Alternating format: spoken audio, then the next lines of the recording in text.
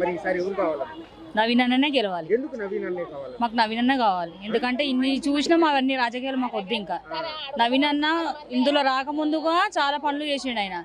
ప్రతి ఒక్కరికి ఎక్కడైనా చనిపోయినా చేసినా వాళ్ళ ఇళ్ళకి వచ్చి వాళ్ళకు డబ్బులు ఇవ్వడం, వాళ్ళకి సహాయం చేయడము ప్రతి ఒక్కరికి చేశారు. మా పాప మా బాబు చదివించారు, డబ్బులు ఇచ్చి చేసి. మా పాపలు వాళ్ళే చదివించారు, వాళ్ళే చూసుకున్నారు. ఏం చదువుతుంది ఇప్పుడు? మా పాప డిగ్రీ సెకండ్ ఇయర్ అయిపోయింది, మొత్తం ఆయనే చూసుకున్నారు, వాళ్ళే చూసుకున్నారు. మా బాబు అక్కడ ఉంటాడు, అక్కడ చాలా బాగా చూసుకుంటారు. ఒక ఫ్యామిలీ మెంబర్స్ లా చూసుకుంటారు మమ్మల్ని. ఏదైనా ఏదైనా ఆపుకుంటారు వాళ్ళు. ఏ రాత్రికి నువ్వు వచ్చినా కానీ ఏది లేదమ్మా అని ఎలగొట్టే మనిషి కాదైనా. వాళ్ళ ఇంట్లో అందరూ మంచోళ్ళు, చాలా తప్పుగా అర్థం చేసుకునే అవసరం లేదు. ఆయన గురించి చెప్పుకోవాలంటే మనకు సరిపోదు.